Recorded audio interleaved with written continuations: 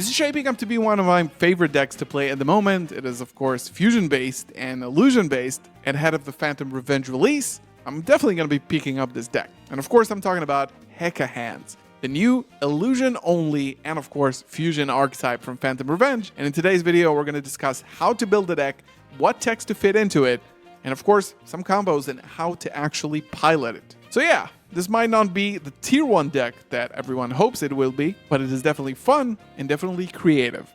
Check it out. So today, I have actually not one, but two deck profiles for you. We're going to be introduced to the Hecahands cards first, and then we're going to be discussing the two deck lists and show some actual gameplay of this deck in action. Before we begin, make sure to subscribe to this channel if you want to learn more about this deck, and if you like this type of content, this is going to be the full guide to the Hecahands deck. So let's discuss Hecahands monsters here. So of course, this archetype is illusion type, exclusively illusion type. It has two extra deck monsters, which are fusions. It is a fusion and illusion archetype, which naturally fits into Chimera, which is also another illusion and fusion archetype. Let's discuss. There are 2 level 6 monsters in the main deck, 3 level 7 monsters in the main deck, 2 counter traps, a few spell cards, and a couple of fusion monsters. So let's talk about the level 6s. They all do a similar thing, and all the other monsters have the same exact effect, where if they battle, neither monster can be destroyed by battle, okay? So you need some tools to remove your opponent's monsters, otherwise the games are going to be a little bit grindy. So we got 2 level 6s, Yadel and Ibel. They do a very similar thing.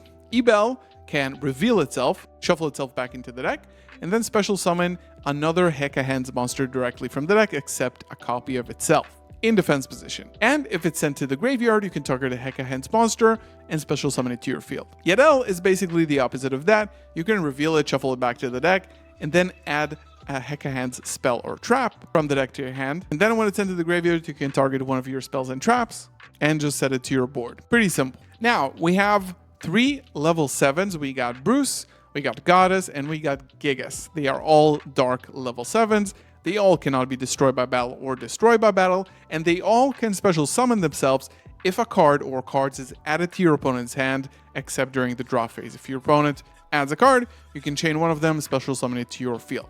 Now, there are 2 ignition effects and 1 quick effect. Gigas excavates the top 3 cards of your opponent's deck. If there's a monster in between those cards, you get to special summon it to your field. Bruce does a similar thing. It just looks at a random card from your opponent's hand. If it's a monster, you special summon it to your field. And of course, something I forgot to mention is that this whole archetype revolves around stealing your opponent's monsters. And we're going to see that in the replays as well. The more monsters you can steal from your opponent, the more advantage you can gain. Now, Goddess is the odd one of the bunch, because during your opponent's main phase, you can target one monster in their graveyard, special summon it to your field, not negate it, but banish it when it leaves the field. So it's a double whammy on top of that. All of these are pretty solid. There are a lot of cards that can help you special summon it. We'll see. And let's talk about, of course, Hecahands, the normal spell of the deck. So when activated, you can also send as cost a card from your field. You add a Hecahands monster from your deck to your hand, and if you send a card at activation as cost, in addition, it basically works like Mitsurugi Prayers, you get to set an additional Hecahands spell or trap except Hecahands from your deck. So essentially a searcher with added bonus that you can get if you just send another card. And in the graveyard, you can banish it, and your opponent draws a card, then discards a card. Which means that this one will make your Bruce, Goddess, and Gigas live to special summon themselves. Then there's another spell, Hecahands Tartarus, which you can use as a quick effect to activate one of these effects. If you control a Hecahands monster, you can target one spell trap your opponent controls and return it to the hand. Or the better effect, fusion summon one Hecahands monster from your extra deck by banishing its materials from field and or grave. And if you use a monster your opponent owns, meaning a monster you stole from them, you can use it as a Hecahands monster for that fusion, which is really good. Now, the 2 counter traps are very easily accessible. One of them is a monster negate. You destroy, of course, you have to control Hecahands monster to activate both of these, but negate the activation of a monster effect, destroy it, then special summon it to your field, and negate the effect and activation of a spell and trap, destroy it, and then set it to your field. So again, you keep stealing resources from your opponent. And now let's talk about the couple of fusion monsters that we have here. Hecahands Jowza. It requires a Hecahand monster plus 1 illusion monster, but it can also be special summoned by tributing one illusion monster and one face-up monster you control your opponent owns. Again, a monster you stole from your opponent. So the easiest way to probably get that is activate the effect of Gigas, steal a monster from your opponent's top deck, special summon it, and just tribute the two to summon the Galzo. And basically all it does, it has an ignition effect to add a Hecahands card from your graveyard or deck to your hand. This card is cool, but unfortunately it doesn't have protection or any effects during your opponent's turn. It's kind of vanilla. And then we have the boss monster Hecahands Xeno. It is a level 9 illusion, which requires 3 Hecahands monsters to summon. During the main phase, as a quick effect, you look at 2 random face-down cards in your opponent's extra deck, and if you do, you can special summon one of them to your field. Now, if this card is destroyed by an opponent's card effect, it cannot be destroyed by battle, but if it is destroyed by a card effect, you can take control of any number of monsters your opponent controls, which is pretty strong. So let's talk about the decks and a few of the tech cards that we're playing. Of course, this is a pretty generic Chimera engine, I would say. Nightmare Apprentice, of course, can search any of the level 6s, and of course, Ibel is technically full combo, just using a 1 card. So Nightmare Apprentice, of course, is good. Get your Starlight. They are so cheap. You don't know how much I paid for my QCR, which is kind of insane. Now, a few other tech options, of course. Spellcard Monster Reborn steals a monster from your opponent's graveyard, special summon it to your field. You can then tribute it to summon Jauza. And, of course, number 11, Big Guy, which is being reprinted in the set, is a rank 7 that you can climb into using your level 7 monsters. So this is with Chimera, but we also have Pure Hecahands, which does play additionally 2 or maybe a few more interesting tech cards. Now, the best starter for your deck when it comes to Pure Hecahands, which might not even be a deck, but it is Spirit Sculptor. It has 1600 attack, 2100 defense, and you contribute 1 monster you control as cost.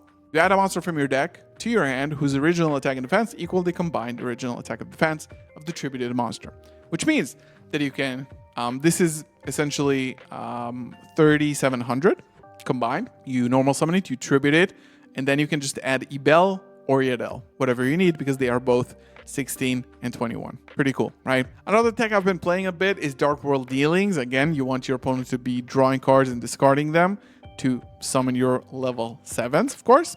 Now, in the extra deck, we do have Dampier Vampire Sheridan and the Zombie Vampire, which you already know. A cool thing about these cards, which probably you don't use that effect a lot, is that if you use a monster your opponent owns with the level, you can just treat it as, for Sheridan, a level 6, for Zombie Vampire, a level 8. So you can steal an opponent's monster, and then, for example, using your Apprentice, Ibel, you can just climb into Vampire Sheridan, which has a really good effect to just send, target and send 1 card your opponent controls. Zombie Vampire, of course, you know what it does. And additionally, if you play Pure Silhouette Rabbit, is definitely not bad as just another end board piece to your board. Okay, time to look at some combos. These are pretty cool. Stay tuned. Let's start with the Chimera Fusion Locked combo. This does just require Mirror Swords Knight and 1 discard. So here we're going to be Fusion Locked. The next combo is going to be a little bit more explosive. We're going to fuse away to make Chimera, which is going to hand rip our opponent during the end phase. Summon back the Mirror Swords Knight. Now we're going to go ahead and activate Chimera Fusion to go back in hand. Nightmare Apprentice, discard, search for Ibel. Now Ibel is going to be able to reveal itself, then shuffle itself, summon Gigas. Now, Gigas, most likely, unless you're playing against Labyrinth or something, is going to hit a monster, so you can use it and the monster summoned to go for Jauza. Jauza is going to go for Hecahands. Hecahands is going to send the Apprentice, go for Yadel, and then set the monster counter trap. And then Yadel is going to just search us for the other one. And this is just a simple 1-card combo that ends on a monster negate, destroy and steal the monster, spell trap negate, destroy, steal that monster. You have Mirror Sword Knight to go into another play, and of course it is a negate. You hand rip your opponent for 1, and then basically that is it. Pretty cool for a normal combo, but this is going to be a little bit more explosive. And again, Chimera is actually one of the last decks to access Fiendsmith, probably the easiest in the game. So we're going to go ahead and summon Chimera, search for Sword Knight, go for Gazelle. Gazelle going to search Chimera Fusion. Now, Chimera Fusion, go ahead and fuse for Baphomet, chain 1 to dump, chain 2 to search any illusion in the game. Of course, we're going to go for Ibel. Now, dump Sinister Necrom, that's full Fiendsmith combo, and now we also have Fiendsmith Lacrima, so we can go into DDD a little bit easier. So we go into sequence, go ahead, Lacrima, summon back, go into DDD, a Bell, go ahead and shuffle itself, Gigas, look at your opponent's top deck, summon one of these monsters, go for Jowza, add Hecahands, and now we've added the Chimera Fusion so we can send it, so we can get another set. Go ahead and set the counter trap and go for Goddess. Hecahands, your opponent draws and discards, then you can summon Goddess. You can go ahead and Abawaku, summon the Goddess from the graveyard, and this is going to be your end board. So, of course, you have Birth of Man in the Grave that can summon one of your banished Fiend Delusions, so anything like that if it's banished. A couple of DDDs, Goddess to steal a monster from your opponent's graveyard, and then Abawaku to either summon back or destroy by discarding. And on top of that, just any counter trap that you want. So yeah, this has been my Hecahands guide. Thoughts about this deck? I think that this deck has potential for the future just because it is very easily searchable by a lot of different engines. It does need a really strong wave 2, hopefully, to be really solid, but from playing it a little bit and testing the deck against other decks, it does seem to be super grindy, and getting to a point where you can just wall up with a lot of monsters that can't be destroyed by battle is actually super cool. So yeah, thank you so much for watching. If you like this video, let me know in the comments below. Like this video, subscribe to the channel, and I'll see you in the next one. Peace.